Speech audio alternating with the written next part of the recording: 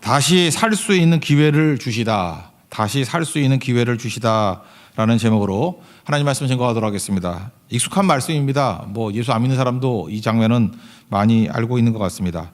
현장에서 가늠하다 잡힌 여자 이야기입니다. 크게 보면 세 부류의 등장인물이 나오죠. 첫 번째는 정죄하는 무리인데 서기관과 바리새인 또는 그 주변에 있던 군중들 이렇게 한 그룹이고, 또 하나 두 번째는 가늠한 여인이었고, 세 번째는 예수님. 이 세 파트를 살필 수 있다고 생각합니다. 여러분들은 누구와 동일시 하십니까? 그러니까 누구와 동일시 하느냐, 누구 입장에서 읽느냐에 따라서 이야기가 완전히 달라져 버리거든요. 나는 가늠한 여인이다 생각하면은 불쌍히 여겨 주십시오 이렇게 되는 것이고, 예수님 입장에서 본다 그러면 살리는 거고, 또 서기관과 바리새인과 군중들 입장이 되지는 않았으면 좋겠죠. 이거 율법적인 거니까. 각각의 입장에 따라서 이 접근이 달라진다는 것입니다. 각각의 메시지가 있다고 생각합니다. 우리 세 파트를 한번 살펴보도록 하겠습니다. 첫 번째는 서기관, 바리새인, 군중 입장에서 한번 보겠습니다. 이들은 이 가늠하다 잡힌 여인을 비판하고 정죄합니다. 근데 우리는 이게 죄 지은 사람의 문제라고만 생각하는데 그렇지 않고요. 바라보는 사람의 시각과 바라보는 사람의 해석이 훨씬 더 중요합니다.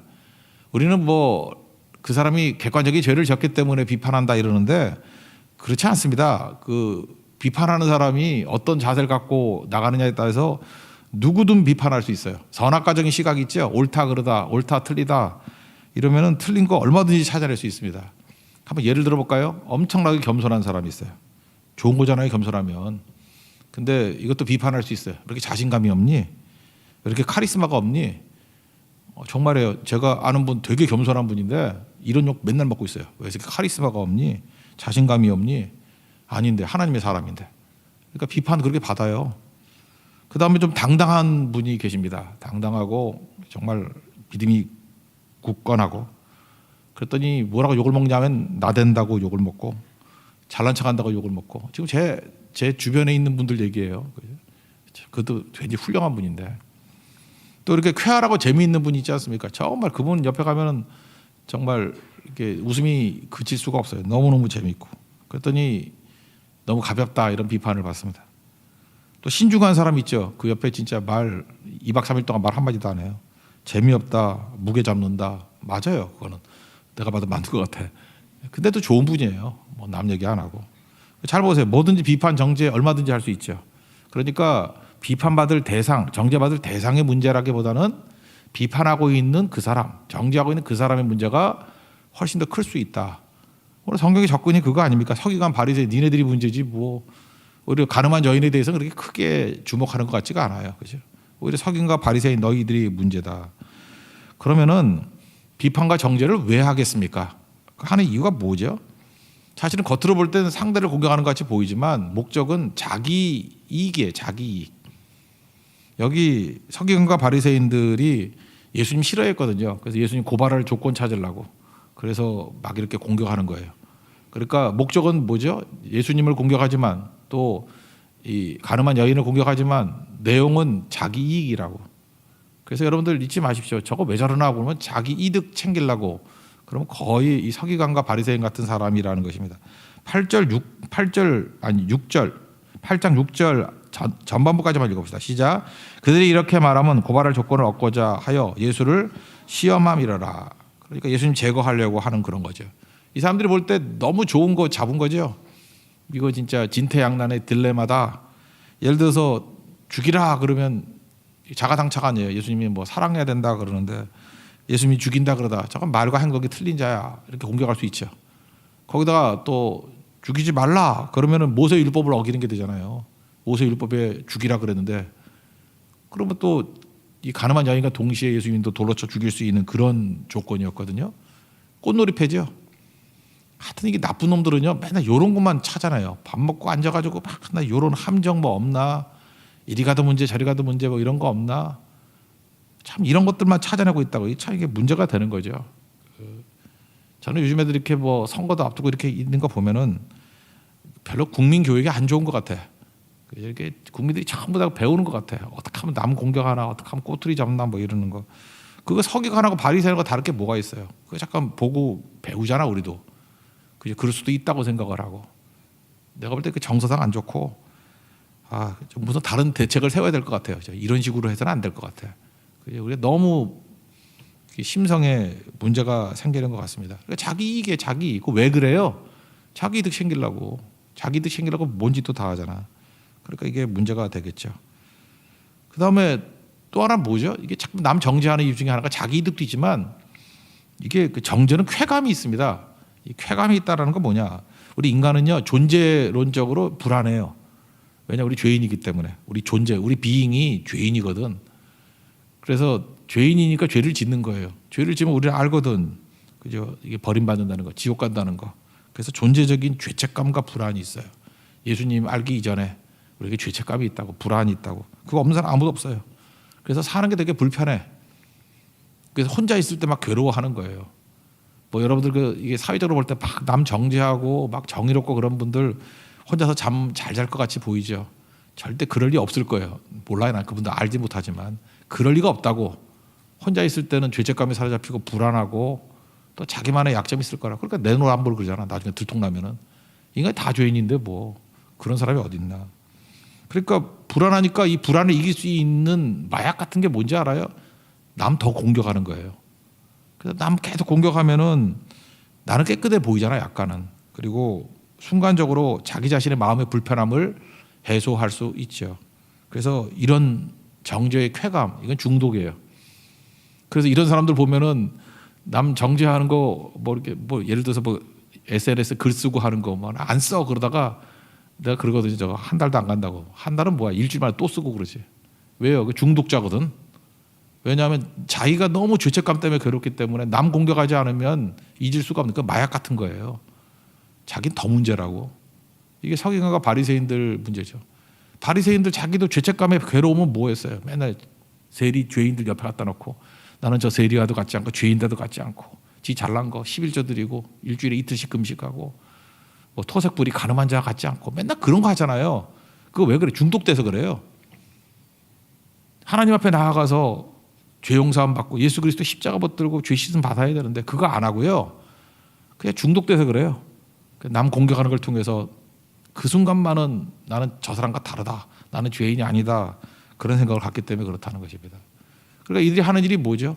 이익 아니면은 정죄하는 거에서는 쾌감, 중독성 쾌감이거든요. 이거 혹시 우리도 그런 사람 있을 수 있죠. 교회 안에도. 교회 안에도 그런 걸로 나일 수도 있고 여러분 생활하는 사람 있을 거예요. 그런 사람들. 잘 보세요. 남 공격하고 정죄하고 비판하는 사람들 왜 그러죠? 그래서 자기 이득 챙기는 거 이제 감이 오죠. 자기 이득 챙기려고 저러는구나. 또 그리고 그 자체가 또 재밌거든. 쾌감을 느껴요. 그럼 이 사람 서기관과 바리새인이에요. 버림받은 사람들이라고. 이게 뭐예요? 교회 안에도 사실은 동일시하고 싶지 않지만 이 길을 걸어가는 사람들이 많죠. 목사도 많아요. 이런 사람들. 장로님들도 많을 거야. 우리 성도들도 있을 거라고. 혹시 저일 수도 있어요. 그죠? 하나님 앞에서 깨져야죠. 죽어야죠. 이렇다고 그러면 이건 진짜 하나님 앞에서 제 가운데 옷을 찢으면서 회개해야 되겠죠. 혹시 이런 거 있다 그러면. 혹시 저한테 이런 모습이 있다 그러면 오늘 메일 좀 보내주세요. 그래, 바로 너다 그러면 내일 안 나올게요. 그래서 혼자 기도하고 있을게요. 진짜 그게 진짜 필요한 것 같아요. 저도 이거 말씀 준비하면서 생각했어요. 이게 나일 수도 있구나. 나 아니라고 할 수 없잖아요. 주님 이런 모습이 있다 그러면 불쌍히 여겨주세요. 남 공격하는 걸 통해서 내 이득 챙기고 그게 또 쾌감이 있거든. 정죄의 쾌감. 그렇다고 그러면 이거는 망할 짓이죠. 망할 짓. 제가 그 오스카 와일드 그 소설 하나 딱 쓴 거 얘기했다 그랬죠. 그 도리안 그레이의 초상화. 내용은 그거죠. 초상화는 안 늙고 그대로인데 자기는 늙어가. 그래서 이게 바뀐다 그랬죠. 바뀌는 거. 아주 설정을 참 잘한 것 같아. 역시 오스카 와일드는 머리가 좋아. 어떤 그런 생각을 했는데 자기는 젊은 모습 그대로. 자기 실체가 초상화야. 그러니까 초상화는 계속 늙어가고 초상화는 내가 이렇게 분노하고 그러면 초상화 얼굴이 일그러지고 내가 누구를 치면은 거기서 피가 흐르고. 그러니까 초상화가 사실 내 진짜 모습인 거예요. 그걸 날마다 보니까 경악하죠, 경악. 그래서 다락방으로 옮기고 숨기고 하다가 나중에 죽어요, 그 사람. 나는 그런 게 우리 가운데 있다 그러면은 난 이게 복이라고 생각해요. 나의 모습을 볼 수 있다 그러면 경악해가지고 우리는 갈 데가 있잖아요. 예수님께 가야지. 주님 나를 불쌍히 여겨주세요. 이게 뭡니까? 라고 세워지는 게 필요한 거죠. 여러분이 하나님 앞에 나가는 필요성이 왜 있는지 아십니까? 하나님 영광 가운데 나아가면요, 내가 보여요. 바울이 말년에 썼던 그 목회 서신 가운데 나는 죄인 중에 괴수다 그러잖아. 디모데전서에 난 죄인 중에 괴수다. 그러면 이 사람은 말년에 인생 진짜 말아먹은 거냐? 아니죠. 하나님의 영광의 빛 가운데 나아가니까 죄가 선명하게 보이는 거라고. 빛 가운데 있으니까 작은 것도 보이는 거라고. 그러니까 내가 죄인 중에 괴수다 그러잖아요. 자기를 본 사람이거든. 죄인 중에 괴수다 그러는 사람은 죄인 중에 괴수 아니에요. 내가 무슨 죄를 졌냐? 나는 뭐 정정당당해. 이런 사람이 죄인이지. 안 보이니까. 그죠? 보이면 이런 소리 안 하잖아요. 그러니까 하나님 앞에 나가는 게 왜 중요하냐? 그래 내가 보이는 거라고. 내가 보이니까 회개가 가능하고 그렇죠. 제가 바리새인과 세리 기도 얘기를 했잖아요. 누가복음 18장 13절에 나오는데 세리의 기도 감히 하늘을 쳐다도 못 봐요. 또 이제 가슴을 쳐요. 그리고 불쌍히 여겨주세요 하나님. 죄인입니다. 최고 기도는 두 개예요. 불쌍히 여겨주세요. 그럼 끝난 거예요. 주님이 불쌍히 여겨주면 기적이 나타나고 구원이 있어요. 나는 죄인입니다. 자기 봤다는 거 아니에요. 죄인이 죄인임을 보는 게 그게 쉬운 게 아니에요. 죄인이라고 보잖아요. 그러니까 옳다 인정함 받고 구원받고 가잖아요. 우리 가운데 이게 있어야 된다는 것입니다. 저는 우리 세교의 모든 성도들이 다른 건 모르지만 적어도 이 서기관과 바리새인 같은 이런 시각까지면 안 된다는 거예요. 이러면 구원이 없어요. 구원이. 죄사함도 없고 능력도 없고 이게 뭐예요. 이렇게 큰 소리 치다가 결국 예수님 핍박하다가 망신 나가고 돌아가는 인생, 망하는 인생이 되는 거죠. 우리 세리 마음 가져요. 세리 마음. 하나님 불쌍히 여겨주세요. 죄인입니다. 그게 되게 중요한 거죠. 혹시라도 가늠한 여인 이렇게 문제 있는 여자를 봤다 그러면 서기관과 바리새인 같은 태도 같이 비판, 정죄할 게 아니라 우리가 뭘 해야 되죠? 우리는 아브라함의 후손이잖아. 창세기 12장 2절 3절 얘기를 했죠. 우리는 복이에요. 복. 내가 복 받아야 되고 그 다음에 나로 인해서 땅의 모든 족속이 너로 인해서 복 받아야 된다고. 그러니까 우리의 구원의 완성은 내가 복, 나로 인해서 주변도 복. 그게 완성이에요. 내가 구원, 그리고 반드시 주변도 구원받는 게 그게 완성이라고. 내가 생명, 그럼 내 주변도 다 생명. 내가 구원, 생태계도 구원받는 거. 그게 완성이라고요. 그걸 위해서 아브라함 부르셨잖아요. 너는 옛날 성경의 복의 근원, 새로 번역된 거 원래 원문 그대로 복. 네가 복이다. 우리가 복이거든요. 그렇다면 반드시 우리 주변의 생태계를 우리에게 주신 것들에 대해서 거기까지도 복받게 만들어야죠. 그게 완성이지. 근데 서기관과 바리새인들은 뭐예요? 자기 생태계 안에 있는 거야. 서기관이나 바리새인은 영적 지도자 아닌가? 지도자쯤 된다 그러면 가늠한 여인 그러면 이 내 탓이고 그러지. 내가 잘못 교육시키고 이 공동체 이런 게 생겼으니까 내 죄입니다. 이래야지 맞는 건데 너 죽이고 나 깨끗하다라고 그것을 증명하려고 그러니 이게 틀린 거죠. 이렇게 살면 안 되죠. 여러분 그래서 항상 우리가 가져야 될 생각이 뭐냐? 비판 정죄가 아니라 비판하고 정죄할 대상으로 보는 것이 아니라 그 사람을 훌륭하게 만들 대상으로 나도 훌륭 너도 훌륭해지고 복받을 대상으로 생명을 살릴 수 있는 대상으로 여긴다 그러면 달라지겠죠. 예수님이 그런 시각 가졌잖아요. 그래서 여러분 주변 때문에 분노하거나 뭐 비판 정죄 그런 게 아니라 세워줄 수 있는 살려낼 수 있는 우리 하나님의 거룩한 종 되기를 바랍니다. 그게 올바른 자세라는 거예요. 두 번째 부류는 가늠한 여인입니다. 이 여자에 대해서 왜 이런 일이 벌어졌을까 한번 상상을 해봤어요. 왜 이런 일이 벌어졌을까? 뭐 가난했을 것 같기도 해요. 가난 그죠? 뭐 혼자 상상을 해봤어. 뭐 맨날 그 드라마 나오는 것 같이. 그래서 어머니가 일찍 돌아가셨어. 새엄마가 들어왔어. 콩쥐팥쥐 같이 학대해. 힘든 시간이었어. 그래서 가출해가지고 주유소에서 자다가 너무 외로웠어. 그랬더니 어떤 아저씨가 오더니 되게 친절해. 그래서 마음을 줬는데 알고 봤더니 유부남이야. 그랬더니 포기는 할 수 없어. 이미 마음에 정이 다 가가지고. 그러다가 이런 일 하다가 뭐 잡혀왔다. 뭐 되게 그럴듯하지 않아요? 예. 그렇다고 그러면 전체를 본다고는 동정도 갈 만하죠. 그죠? 그러니까 이런 일을 범할 수 있다. 또 하나는 뭐 욕망일 수도 있죠. 욕망. 그죠? 이렇게 욕망일 수도 있지. 이때가 초막절 때잖아요. 초막절이 축제잖아. 물 축제잖아. 막 물 뿌리고 하는 거잖아. 나 혼자 이상한 생각이 나. 물 뿌리고 하면 막 옷도 젖고 좀 야해지지 않나 뭐 그랬던 것 같아, 그죠? 이게 젊은 사람이었을 것 같지 않아요, 좀 젊은 사람들. 그러다 보니까 뭐 페스티벌 뭐 이런 게 있다 보니까 욕망에 사로잡혀가지고 뭐 이럴 수도 있지. 어쨌든 뭐 둘 다 뭐 근거는 있어요. 다 죄인이 죄 짓는 건데 뭐 어떤 죄는 죄지 뭐. 근데 뭔가 음모 같지 않아요? 이 음모 같은 냄새가 많이 드는데 제가 음모론을 요즘에 너무 많이 읽었나? 이 음모 같아요. 왜냐하면 이 간음이라는 게 남 안 보는 데서 하지 남 보는 데서 하나? 근데 만약에 이렇게 좀 나쁜 장소 그러면 서기관은 그런 데 안 가잖아. 그러면 거룩한 장소에서 뭐 이런 거 했나? 어떻게 서기관한테 잡혀오지? 현장에서 잡혔대. 그렇다는 얘기는 서기관이 이렇게 간음하는 현장 근처에 있을 사람들이 아니거든. 그렇다면 함정 아니었을까? 진짜 그래요. 이게 어색해. 현장에서 잡힐 리가 좀 그래. 그리고 또 하나는 남자가 없잖아. 남자는 어디 갔어? 간음을 혼자 하나? 남자는 어디 갔어? 그래서 거기 난회주에 나오잖아요. 그 뭐라 하나 레위기 20장 10절하고 신명기 22장 22절 그걸 나오잖아. 레위기 20장 10절 보니까 이렇게 나와요. 그 간음하면은 그 간부가 남자놈, 음부는 여자, 반드시 죽일지라. 그다음 신명기 22장 22절에 보니까요. 그 동침한 남자와 그 여자를 둘 다 죽여 이렇게 나와요. 그러니까 둘 다 죽이라는 게 죽이려면은 그게 율법이거든요. 근데 여자만 있고 남자는 어디 갔어? 도망갔나? 짜고 한 것 같아 뭔가 좀 그죠? 뭐 좀 이상해. 어쨌든 간에 함정에 빠졌어요 여자가. 죄도 짓고 분명한 죄고 함정에서 빠진 것 같아요. 끌려 나옵니다.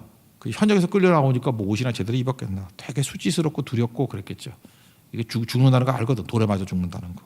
그 뭐 소스라치게 놀라고 그랬겠죠. 그렇지만 할 말은 있겠죠. 여러분 뭐 아무리 죄인이라 그래도 자기가 할 말 없겠어? 그죠? 이게 왜 그랬는지 설명할 길도 있을 건데. 근데 사람들은 그런 거 안 듣잖아요. 그냥 간음이다. 그거 하나만 보고 앞뒤 다 잘라버리고 죽여버리겠다. 그러지 않아요? 우리 예수님께서는요 모든 걸 아시는 주님이죠. 우리 끝나고 그 찬양 한번 합시다. 모든 걸 아시는 주님, 그렇지? 거친 길 위에 뭐 찬양이잖아요. 모든 걸 아시는 주님. 사람은 몰라요. 누가 정죄하느냐 하면은 부분만 보고 판단하는 사람이 정죄하는 거예요. 그 고린도전서 13장에 나오잖아. 우리는 부분적으로 알고 부분적으로 예언한다고. 우리 인간이 그래요. 부분밖에 몰라. 근데 온전한 것이 올 때는 부분적으로 하던 것이 없어진대. 폐해진대. 고린도전서 13장 12절 보니까 지금은 내가 부분적으로 아나 그때는 주께서 나를 아신 것 같이. 주님이 나를 어떻게 알아요? 온전히 아신 것 같이 나도 온전히 알리라. 그러니까 왜 정죄하고 비판하는지를 보여주는 게 고린도전서 13장이잖아요. 부분 보고 판단하기 때문에. 제가 이런 거 되게 많이 예증이 있는데 저는 항상 그 제일 기억나는 게 그게 하나였어.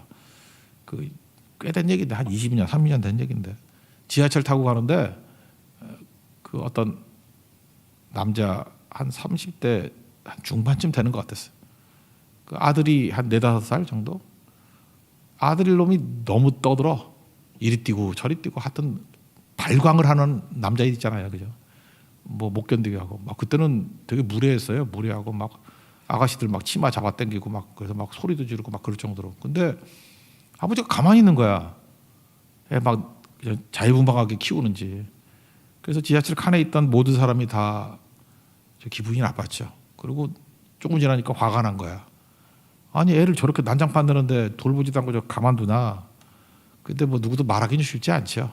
뭐 한 20년, 30년 전이라 할지라도 그때는 이렇게 간섭하는 사람 많았는데 그래도 그때 말을 안 하더라고. 그러다가 어떤 어르신께서 한마디 하더라고요. 여보시오 하면서 애가 저렇게 난동을 피우면은 돌보고 그래야지 놔두면 되냐고 이렇게 좀 훈계조의 말씀을 하셨습니다. 그랬더니 그 남자분이 그 30대 한 중반쯤 되는 그 아빠죠. 아빠가 정신을 차리면서 죄송합니다, 죄송합니다 그러더라고요. 근데 왜 그러냐? 사실은 자기 아내가 병들어서 투병하다가 죽었대요. 그래서 장례식 치르고 돌아오는 길이라는 거예요. 근데 아들은 너무 어려가지고 엄마가 죽었다라는 게 뭔 의미인지도 모른대. 그 엄마가 죽음이라는 게 뭔지도 잘 모른대. 그래서 저렇게 애가 엄마 죽은지도 모르고 저렇게 기쁘게 뛰어놀고 저러는데 혼자 이제 어떻게 살아야 되나 이 아들 데리고 어떻게 살아야 되나 막막하더라는 거예요. 그래서 정신이 없어가지고 딴 생각하느라고 애도 못 돌봤다고. 죄송합니다. 그 아빠가 그렇게 얘기하고 난 다음에 그 지하철 칸에 있던 분위기가 확 바뀌어버렸어요. 달라진 거 하나도 없잖아요. 아버지 있고 아들은 계속 떠들고 있고 애는. 근데 옛날에는 그 장면만 본 거죠. 아버지와 아들, 난동 피는 아들을 방임하고 있는 아버지. 그 부분밖에 모르는 거 아니에요. 그러니까 막 정죄, 비판, 거기 칸에 있는 모든 사람, 저도 마찬가지예요. 막 그때 숨 쉴 때 옆에 갔으면은 여기서 굉장히 독이 나왔을 거야. 얼마나 열받았는지. 근데 그 다음에 바뀌었어요. 이유가 뭐죠? 그 아버지와 아들의 스토리를 더 넓게 보거든요. 좀 더 온전하게 알게 됐거든요. 근데 갑자기 동정 분위기, 사랑 분위기, 불쌍히 여기는 분위기로 바뀌더라는 거예요. 그러니까 뭐예요? 부분 가지고 반응하면 정죄하는데 전체를 보고 반응하면은 용서가 되고 사랑하게 되고 동정할 수 있겠죠. 이게 되게 중요한 거 아니에요. 그래서 굳이 말한다 그러면은 정죄는 부분에 반응하는 거고 사랑은 전체에 반응하는 거예요. 그러니까 우리 마음 가운데 자꾸 이렇게 정죄할 마음이 생기거나 비판할 마음이 생길 때 그거 하지 말고요. 브레이크 탁 걸고 내가 몰라서 그래. 내가 몰라서 그래. 좀 더 알아봐야지. 그러면은 그 사람에 대해서 좀 더 알아본다 그러는 건 뭐 얘기를 나눌 수도 있고 중보기도를 할 수도 있고 그러면 서로가 좋아지지 않겠어요? 다 사는 일이 되지 않겠어요? 그 얘기 하는 거예요. 그 얘기. 우리 가운데 이제 정죄 비판 이런 게 사라졌으면 좋겠습니다. 우리 이제 뭐 선교도 가고 하잖아요. 제주 선교도 가고 이제 디아스포라 예배도 떠나고 할 건데 고성에도 가고 외국에도 가고 하는데 갈 때마다 연약함이 있다 그러면 부만 보고 잠깐만 이렇게 판단하지 말라고요. 좀 더 알아가야지. 왜 이런 일이 벌어지지? 이유 없는 그런 현상이 없거든요. 왜 그럴까라고 좀 더 알아가다 보면은 훨씬 깊이 알게 됩니다. 그리고 깊은 것을 터치하다 보면은 굉장히 친밀해져요. 그리고 이해하게 된다고. 그리고 진짜 실질적인 생명을 살릴 수 있는 도움이 될 수 있다라는 것입니다. 우리 절대로 부분만 보고 급하게 판단하는 게 아니라 주님께서는 모든 거 아시는 주님이잖아요. 우리도 주님의 시각을 가지고 나아가면 모든 것까지는 모르지만 꽤 많이 알 수 있습니다. 그러면 이해할 수 있고 용납할 수 있고 사랑할 수 있게 된다라는 것입니다. 예, 그 길을 걸어가는 우리 하나님 정되기를 바랍니다. 그 다음에 마지막 세 번째로 예수님의 입장에 놓고 한번 보자는 거예요. 예수님은 사실은 이거 피하고 싶은 거죠. 아까도 얘기했잖아요. 뭐 죽이지 말라 그래도 문제고 죽이라 그래도 문제고. 근데 하여튼 이 안에서 예수님이 뭐라고 말씀하시는 거는요. 이거는 굉장히 큰 희생일 수 있죠. 만약에 예수님을 일반적인 입장에 놓고 본다 그러면 진짜 목숨 걸고 나서는 거예요. 우리도 인생 가운데 나는 최근 들어서 한 10년 동안 손해보고 산 적이 없어. 희생하고 산 적이 없어. 그러면 잘 산 거 아니에요. 저도 이제 목회자인데 목회자가 뭐 이렇게 별 문제 없이 그냥 무난하게 살았다. 무난하게 했다. 그게 사람들 볼 때는 괜찮을지 모르지만 하나님 앞에서도 맞는 얘기일까? 무난한 것보다는 손해도 보고 희생도 하고 왜요? 어떤 사람 살리려 그러면 좀 뭐라 그러죠? 오해도 사고 또 뭐 함정에도 빠지고 그럴 수밖에 없는 거 아니에요? 예수님 지금 기꺼이 함정에 빠져주시는 거 아니에요? 그 안에 물론 여기서 벗어났지만 위험을 무릅쓰고 들어가는 거 아니에요? 여자를 살리려고. 그렇지 않으면 이거 되나? 우리 크리스찬들은 그렇게 사는 거예요. 그죠? 책임진다는 게 뭐예요? 위험을 무릅쓰는 거지. 유다도 보세요. 유다도 그 형들 가족들 살리려고 그러니까 위험을 무릅쓰고 동생 대신 베냐민 대신 내가 남겠습니다. 내가 대신 죽겠습니다. 그거 아니에요? 그러다 보니까 뭐 자기도 살고 뭐 다 살게 됐지만 그 리더십 같잖아요. 그래서 실질적인 장자의 권한이 넷째 아들 유다에게 가지 않습니까? 우리도 마찬가지라는 거예요. 그냥 나는 손해도 안 보고 희생도 안 하고 그걸 지혜라고 말할 수 없습니다. 그건 지혜가 아니죠. 그게 왜 지혜예요? 복이 없는 거지. 의를 위하여 핍박받는 자가 복이 있다 그러잖아요. 어떤 때는 핍박도 당해야 되고 손해도 보고 그럴 수도 있어요. 뭐 일부러 개고생할 건 없는데 그게 살리는 길 가다 보면은 오해도 당하고 그럴 수 있죠. 그거 뭐 감수해야지 그거를 피하기만 하면 되겠나요? 그런 거죠. 주변에 있는 사람들, 이 참소하는 사람들, 그러니까 서기관과 바리새인들, 뭐 군중들 예수님한테 빨리 대답해 잠깐 그랬다고. 그랬더니 예수님이 뭐 하시죠? 6절 하반절 아까 앞에 읽었으니까 뒷부분에 읽었습니다. 시작. 예수께서 몸을 굽혀서 손가락으로 땅에 쓰시니. 뭘 쓰셨을까? 땅바닥에 뭘 쓰셨을까? 뭐 썼는 거 얘기를 해야 되는데 제가 볼 때 이때 땅에 쓰신 거는 제 그냥 그 계시의존 사색이에요. 이게 말씀을 놓고 한번 생각을 해봤어. 이게 1절, 2절하고 좀 연관이 되어 있는 것 같아요. 1절, 2절 한번 읽겠습니다. 시작. 예수는 감람산으로 가시니라. 아침에 다시 성전으로 돌아오시니 백성이 다 나오는지라 앉으사 그들을 가르치시더니. 예수님이 그 오병이어 기적 기억나십니까? 오병이어 기적으로 막 왕 삼으려고 그러고 막 그랬더니 야 제자들은 먼저 배 타고 가 그러고 예수님은 산에 올라가서 기도하셨다 그런 얘기가 나오죠. 제가 볼 때 딱 그 맥락이에요. 초막절 때 인기 좋았잖아. 막 주목하고 막 생수의 강이 배에서 흐른다 막 이러고 뭐 웅성웅성 할 때 다시 감람산에 가신 거예요. 환호성을 피한 거, 어찌 보면은 사람의 주목받는 걸 피한 거, 하나님과의 관계를 맺는 거. 우리도 이런 거 배웠으면 좋겠어요. 이렇게 딴 사람들이 인기가 좋아가지고 박수치고 좋아진다 그럴 때 그 안에 와가지고 환호성 가운데 있는 게 아니고 산에 가십시오. 감람산에. 사라지는 거예요. 하나님과 관계를 맺고 다시 엎드리는 거. 그리고 난 다음에 다시 내려와서 가르치셨죠. 성전에서. 저는 이거라고 생각해요. 예수님이 잠깐 묵상 기도 뭐 이런 거 정도라고 생각해요. 침묵이라고 생각해요. 하나님과의 교제라고 생각해요. 그 뭐 할 게 없잖아. 그러니까 땅바닥에 뭐 쓰는 척 해야지. 저는 그런 정도 의미라고 생각해요. 어쨌든 간에 뭘 쓰시긴 썼다지 모르니까 어쨌든 환호성 가운데 감람산 올라가서 하나님과 교제를 나누는 그 시간, 저는 그 정도 흐름인 것 같아요. 이게 아무리 봐도 흐름이 그랬던 것 같죠. 정리의 시간, 침묵의 시간, 그런 시간이 꼭 필요하다는 것입니다. 그러니까 여러분들 급하게 결정하지 마십시오. 급하게. 그냥 망할 때 보면 급해요. 그러니까 하나님 앞에 충분히 기도하고 결정 내려도 틀리지 않다는 것입니다. 주변에 있는 사람들, 서기관 바리새인들도 다그치죠.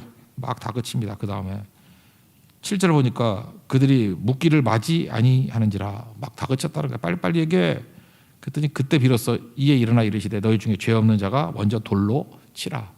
아마 땅바닥에 글씨 쓰실 때 이 말씀 하실 걸 아마 준비했던 것 같기도 하죠. 하나님께 지혜의 말씀을 받았는지도 모르겠고. 그죠? 그랬던 것 같아요. 7절. 그러니까 이건 침묵기가 있고 난 다음에 이런 엄청난 말씀이 나오는 거죠. 여러분도 마찬가지예요. 하나님 앞에 기도하고 예배드리고 난 다음에 받은 그 말씀은 이런 파워 있는 말씀이 된다는 거예요. 죄 없는 자가 돌로 치라. 이 잘하는 말씀인데 이게 뭐예요? 말씀의 힘이죠. 여러분 기도하면 하나님께서 말씀을 주셔요. 근데 그 말씀엔 파워가 있어요. 히브리서 4장 12절 같이 하나님 말씀은 살았고 활력이 있고 좌우의 날선 어떤 것마다 예리해서 뭐 홍과 영과 관절과 골수를 찔러 쪼개기까지 한다. 말씀의 힘. 그냥 성경에 있다고 다 말씀이 아니에요. 하나님께서 주신 말씀이 있어요. 말씀의 힘. 그건 지혜이자 파워예요. 그 말씀 한 구절이 우리 인생 살아요. 그 한 단어가 우리를 살릴 때도 있어. 뭐 긴 문장이 아니에요. 그냥 한 단어. 어떤 때는 한 문장, 한 절.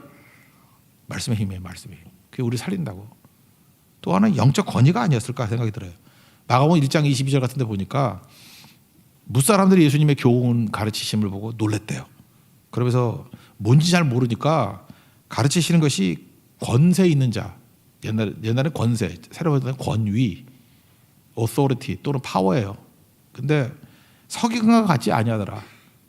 근데 여기서 권위라고 되는 게 권세라는 단어가 엑수시아거든요. 엑수시아.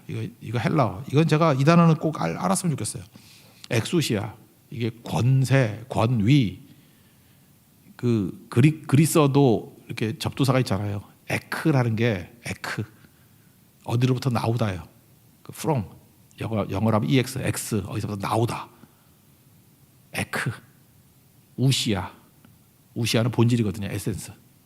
그러니까 본질로부터 나오는 그 무엇. 그게 권세예요. 예수님께 뭐가 있었어요? 뭐가 본질로부터 나오는 뭔가 모를 수 있는 힘을 느끼는 거예요. 권세 있다고. 그래서 예수님 말씀에는 말씀의 힘이 있었고 권위가 있었어요. 영적 권위가 있었다고. 되게 중요한 거죠. 똑같은 것도요. 그냥 말하면 힘이 없어요. 근데 간절히 기도하고 몇 시간 동안 기도하고 하면은 이게 영적 권세가 생겨요. 서기관들이 하는 얘기, 서기관들도 말씀 다루는 사람 아니에요. 근데 서기관들의 그 나불나불대는 말이 아니고 예수님 영적 권세가 있었다고요. 말씀에 힘이 있었다고. 그래서 우리가 성결 갖다라 뭐 저같이 말씀을 증거하는 사람이 기도를 많이 해야 된다고. 기도가 얕아지면은 말씀이 권위가 없어요. 힘이 사라져 버려. 근데 성령께서 우리에게 권위를 주셔요. 힘을 주셔요. 말씀이 힘이 있게 되니까. 힘 있는 말씀. 사도행전에 그런 표현이 있잖아요. 힘 있는 말씀. 말씀이 힘 있게 전파됐다. 영적 권위거든요. 이런 것들이 있어야 된다는 것입니다. 지금도 가끔마다 뭐 잘못하면 뭐 죄 없는 자가 돌로 쳐. 진짜 돌로 쳐 죽어요. 그건. 말만 딴다고 되는 거 아니에요. 이거. 이 말씀 자체도 물론 탁월한 말씀이지만 이거 다 아는 말이잖아. 뭐 죄 없는 자가 돌로 치십시오. 그러면 돌로 쳐 죽이지. 그게 그 말보다도 더 중요한 게 뭐냐면 이 말씀 자체를 예수님께서는 땅에 글을 쓰시면서 하나님께 받은 거죠. 그죠? 이 말씀의 힘을 받은 거고 또 하나 예수님이기 때문에 영적 권세가 있었다니까요. 우리도 마찬가지예요. 그래서 항상 충분한 기도가 있어야 돼요. 거기서 나오는 말씀은 힘이 있고요. 거기서 나오는 영적 권위 그게 있어야 돼요. 특별히 그 설교하는 사람들이나 목회자들 그 많이 느낄 건데 기도가 없고 영적 권세가 없으면은 정말 힘들어요. 설교하는 게 올라와서 막 성도들이 무섭고요. 뭘 해야 될지 모르고 막 땀 뻘뻘 흘리고 진짜 그래요. 그래서 그거를 압도할 수 있을 만큼의 영적 권세를 받아야죠. 하나님 앞에. 성경할 때도 마찬가지죠. 성경할 때 이게 예배와 기도가 없으면은 두렵지 않습니까? 말을 하기도 두렵고 뭐 이렇게 문 열고 들어가기도 두렵고. 근데 영적 권세가 있으면요.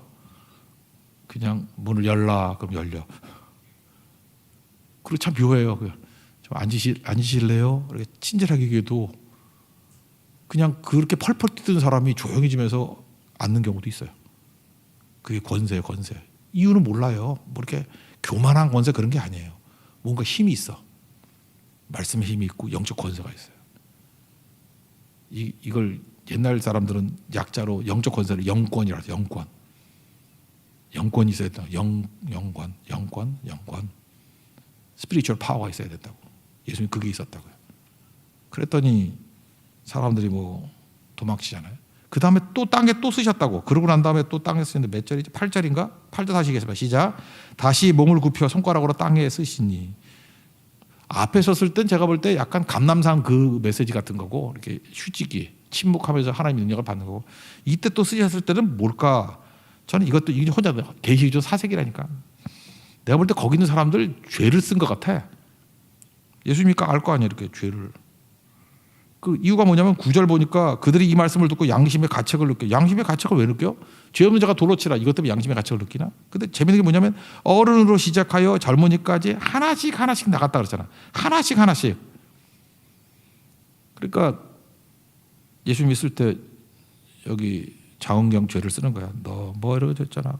아유 부끄러워. 그래서 가고 오경택을 쓰는 거야. 아유 부끄러워. 아니야 저기 오경택 아니구나.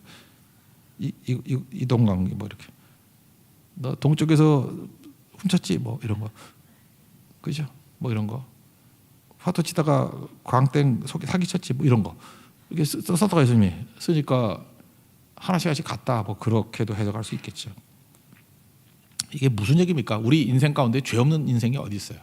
그러니까 예수님이 이렇게 만약에 각자의 죄를 이렇게 뭐 비슷하게 기억나게 만들었다 그러면은 이것도 또 다시 도리안 그레이의 표상과 똑같죠. 나를 보게 만드는 거 아니에요. 그래서 예수님 만나면 내가 보인다니까. 이 사람들이 지금까지 이 가늠한 여인의 죄만 봤는데 예수님 만나가지고 누굴 본 거예요? 양심의 가책이라는 말에서도 확실히 나오잖아요. 나를 본 거 아니에요. 나를. 내 죄를 본 거 아니에요. 이러면 사는 거죠. 나를 보면 사는 거예요. 그래서 예수 앞에 자꾸만 나가야 된다고. 그래야 내가 보여요. 예수님께 멀리 가면 갈수록 자꾸만 남만 보여. 그러니까 정죄하고 비판하고 막 그러지. 그래서 우리가 날마다 우리가 삼일째 하나님을 찬미하고 영광 돌리는 예배를 드려야 될 필요성이 뭐죠? 그리고 하나님의 영광도 되지만 또 하나가 내가 보인다니까요. 내가 보이니까 어떤 일이 벌어져요? 이 더러움들을 씻게 돼 있고 영광이 하나 누추함이 영광으로 변화가 되겠죠. 그죠? 예수 그리스도의 영광으로 말미암아. 그게 사는 길이라고. 그래서 예배는 하나님께 영광 돌리지만 우리가 사는 순간이에요. 불꽃같이 타오르는 순간이 될 수 있다라는 것입니다. 그 길 걸어가는 종 되길 바랍니다. 예수님이 이제 둘러맞죠. 그 9절 뒤에 보니까 오직 예수와 그 가운데 섰는 여자만 남았다. 사랑 얘기 뭐 옛날 많이 했잖아요. 그죠? 사랑은 할 말이 있게 만드는 거라니까. 할 말 없게 만드는 건 사랑이 아니죠. 그러니까 사람이 그 듣기 싫은 소리, 대답 못할 소리 하면 안 되죠. 베드로도 마찬가지예요. 베드로 부활에 예수님이 베드로 만나고 난 다음에 할 말 없게 만들려고 그러면 그렇게 말하면 되잖아. 너 왜 배신했니? 여종한테 부인하대? 나 다 들었거든? 저주까지 하대? 너 그 전에 뭐 여기 있는 사람이 다 주를 버린다 할지라도 난 안 버린다 그러대? 그러면서 이렇게 주둥이 만지면서 요 주둥이로 이렇게 톡톡 치면서, 그죠? 그러면 말 못하죠. 무슨 할 말 있어? 고개 숙이고 말하려고 그러면 어디서 말 대답해 이러고. 우리 그러잖아. 말 못하게 만들잖아. 여러분, 누구를 말 못하게 만드는 건 절대 사랑이 아니라는 것입니다. 예수님 그렇게 안 하세요. 그 뭐 과거 잘 안 묻잖아요. 그렇다고 덮어둔 것도 아니야. 그냥 할 말 있게 만들잖아요. 내가 나를 사랑하느냐 그러잖아요. 그 시제를 보면 현재거든. 만약에 예수님이 너 나 사랑했었니? 그럼 할 말 없지. 과거에 사랑했는데 그 꼴이야. 그러면 벌써 그 다음에 너 사랑할 거니? 라고 해도 할 말이 없죠. 막 호언장담하다가 부인했잖아. 감이 안 와요? 막 호언장담하다. 내가 뭐 여기에 뼈를 묻고 뭐 내가 나는 절대로 떠나지 않고 뭐 배신 안 하고 뭐 이랬다고 베드로가. 근데 배신만 잘하네. 그러니까 너 나 사랑할 것이니? 라고 말해도 할 말이 없는데 지금 이 순간이 현재를 물어요. 현재. 그래, 과거도 내가 안 물어. 미래를 안 물어. 나 똑바로 쳐다봐. 지금 이 순간 나 사랑하니? 주님, 나는 연약하고 힘이 없지만 과거도 실패했고 미래도 장담할 수 없지만 지금만은 진실입니다. 사랑합니다. 그때 예수님 내 양 먹이라 3번이나 그러거든요. 다 현재. 내 양 먹이라. 저는 그래요. 베드로같이 이렇게 배신자가 예수님과 이렇게 긴 대화를 나눌 수 있다는 거. 벌써 대화를 랠리 하잖아. 주고받잖아요. 이게 회복이거든요. 그래서 교회가 따뜻한 교회, 좋은 교회가 되려고 그러면 어떤 죄인이 온다 할지라도 할 말 없게 만드는 게 아니에요. 이렇게 할 말 있게 만들어줘야 돼요. 이 여자도 마찬가지예요. 현장에서 가늠하다 잡혔는데 뭘 할 말이 있겠어. 근데 예수님이 예스 아니면 노 할 수 있는 대답할 수 있는 것만 묻잖아. 10절에 뭐라 그래? 예수께서 일어나서 여자 외 아무도 없는 것을 보시고 이르시되 여자여 너를 고발하던 그들이 어디 있느냐? 너를 정죄하는 자가 없느냐? 이건 대답할 수 있잖아. 없네? 그랬잖아요. 없냐? 그랬더니 네, 없어요. 그랬잖아요. 그러니까 여자 대사는 요거밖에 없어요. 있니 없니? 그랬더니 없어. 그거 대답할 수 있잖아요. 그러고 난 다음에 할 말이 없는 여자니까 예수님이 다 얘기해 줘요. 나도 너 정죄 안 할 테니까 다시는 죄를 범하지 말라. 이게 회복입니다. 예수님은 우리를 그렇게 이끌어 가셔요. 이렇게 듣기 싫은 소리, 대답하기 힘든 얘기 질문 안 한다고. 이번 명절에도 제가 신문에 보니까 옛날에 명절에 제일 듣기 싫은 소리가 뭐냐면 결혼 언제 하니 그거였대. 근데 금년에 바뀌었대요. 연봉이 얼마니? 이런 거 묻지 말라는 거야. 그러니까 사람들에게 궁금하면은 그냥 기도를 하세요. 하나님 알려달라고. 환상 가운데 알려달라고. 잠깐 묻지 말고. 결혼 왜 안 하니? 잠깐 물은 거, 듣기 싫은 소리, 대답하기 싫은 사람들 왜 그걸 물어봐. 연봉이 얼마니? 아직 편의점 알바인데 잠깐 물어봐서 뭐해 그거. 그런 거 듣기 싫잖아요. 그죠? 명절 때. 그리고 아기는 왜 없니? 다 사연이 있겠지. 안 낳던지 뭐 안 생기던지 뭐 그 나름대로 뭐 아픔 아니겠어. 근데 잠깐 물어도 뭐 할 거야. 대신 놔줄 것도 아니고 놔줄 수 있는 것도 아니고. 그러니까 그냥 잘 모르면 멀리서 그냥 기도해 주세요. 잠깐 묻지 말고 왜 그러냐 묻지 말고. 나도 지금 궁금해요. 이 가늠한 여인 왜 이랬는지. 그러니까 전 예수님이 아니지. 나한테 물었을 것 같아. 남자 어디 갔니? 또 가나에서 그런지 아니면 페스티벌이라서 아까 궁금했거든 되게. 그래서 제가 기도했어요. 하나님 이런 궁금한 거 절대 묻지 않는 힘을 주시옵소서. 우리도 그래요. 궁금하다고 다 물으면 상처되잖아. 그거 물어서 뭐 할 거예요? 용서해 주고요. 다시 시작할 힘 주시고 회복시켜서 돌려보내는 거, 그거 해야 된다라는 것입니다. 저는 고등학교 때 생각이 났어요. 요즘에 지금 잠깐 나이가 들어서 그런지 어머니나 아버지가 고마운 것 같아. 제가 우리 어머니한테요, 수학의 정석을 산다고 3번 돈을 받았어요. 수학의 정석을 한 번만 사면 되는 건데, 나는 생각할 때 우리 어머니가 모른다고 생각했어요. 진짜 몰랐을 거예요. 그러니까 3번 주지. 나는 그걸 한 30년 넘게 모른다고 생각했어. 근데 내가 이 설교를 되게 많이 했었거든. 그때 우리 어머니가 한번 오더래서 알고 있었다. 내가 바보냐? 알고 있었다. 왜냐 서점주의라고 친했거든. 알고 있었다 그러더라고요. 만약에 그거 갖고 이 거짓말쟁이야, 이 죽일 놈아, 뭐 같이 경찰서 가자 이랬으면은 힘들었을 것 같은데, 어쨌든 그래서 예수 믿고 별 탈 없이 해가지고 신학교도 가서 목사도 하고 그랬잖아요. 다 이게 용서해주고 품어줬고 그랬기 때문에 그런 거거든요. 우리 몰라, 여러분은 모르지만 저는 엄청 용서받았어요. 덮어준 것도 많고 우리 선생님들 봐준 거 되게 많았었고, 그래서 여기까지 왔거든요. 예수님도 엄청 덮어주고 용서해주고. 그럼 우리도 예수님 같이 해야죠. 우리 주기도문 할 때 자격이 없잖아. 우리가 우리에게 죄 지은 자를 사하여 준 것 같이. 이거 해야지. 우리가 우리에게 죄 지은 자를 사하여 준 것 같이. 조건 아니에요. 조건 같은 조건? 뭐 이런 거죠. 조건 같지 않은 조건. 우리 죄를 사하여 주옵시고. 내 죄를 용서해달라 그럴 때 공로는 아니지만 뭐 그런 삶을 살다가 가가지고 주님 나도 좀 용서해 준 거 있는데, 그죠? 그렇게 나오라는 거 아니에요? 그런 태도로 살라는 거 아니에요? 용서해 주세요. 그럼 용서가 더 확실하고 진짜 용서받는 자의 자세가 되겠죠. 저는 이 여자분 다시 범죄하지 않았을 거라고 생각합니다. 그죠? 이러고 예수님이 지금 목숨 걸고 건져준 거 아니에요. 이게 살 길이라는 거예요. 오늘 뭐 익히 들었던 말씀들이지만 이 말씀을 통해서 우리가 어떻게 살아야 될지 좀 알았으면 좋겠어요. 서기관과 바리새인 같이 살면 안 되죠. 자기 이득 얻으려고, 그 정죄하는 쾌감 그거 얻으려고. 중독이거든. 그 자기가 안 보여요. 이건 중독이기 때문에 계속 이거 반복하게 돼 있다고. 그러면 끝나는 겁니다. 우리 복의 완성하십시오. 내가 복 받고 생태계도 복 받는 거. 모든 족속이 너로 말미암아 복을 받으리라. 그러니까 꼭 이렇게 해주십시오.